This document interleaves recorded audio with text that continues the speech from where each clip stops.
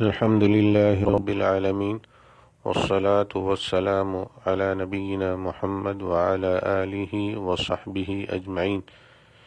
گرامی قدر سامعین، مصائب روکنے کے لیے یا نظر بد سے بچنے کے لیے یا کسی کے حسد سے بچنے کے لیے چھلے پہننا، دھاگے باندھنا یعنی تعویذ لٹکانا، یا گھروں میں اور گاڑیوں میں ان چیزوں کو لٹکانا اور باندھنا، یہ شرک ہے، کیونکہ یہ چیزیں نہ اللہ تعالیٰ کی تقدیر کو روک سکتی ہیں اور نہ ہی یہ اسباب میں سے ہیں، کیونکہ انہی اسباب کی تاثیر کا عقیدہ رکھنا جائز ہے جن کی شریعت نے اجازت دی ہے، یا تجربے سے ثابت ہو کہ یہ اسباب واقعی ظاہری طور پر مؤثر ہیں، جیسے طبیب کی دوا اور پانی سے ٹھنڈک حاصل ہونا وغیرہ۔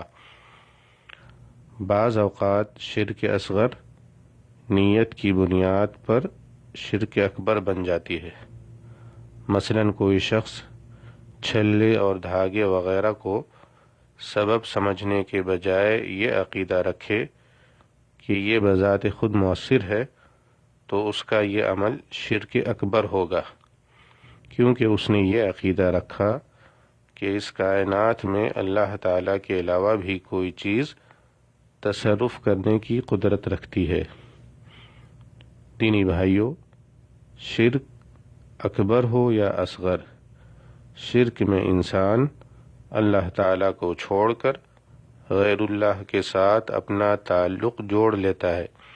اللہ تعالیٰ کا ارشاد ہے، قُلْ أَفَرَأَيْتُم مَّا تَدْعُونَ مِن دُونِ اللَّهِ إِنْ أَرَادَنِيَ اللَّهُ بِضُرٍّ هَلْ هُنَّ كَاشِفَاتُ ضُرِّهِ أَوْ أَرَادَنِي بِرَحْمَةٍ هَلْ هُنَّ مُمْسِكَاتُ رَحْمَتِهِ قُلْ حَسْبِيَ اللَّهُ عَلَيْهِ يَتَوَكَّلُ الْمُتَوَكِّلُونَ۔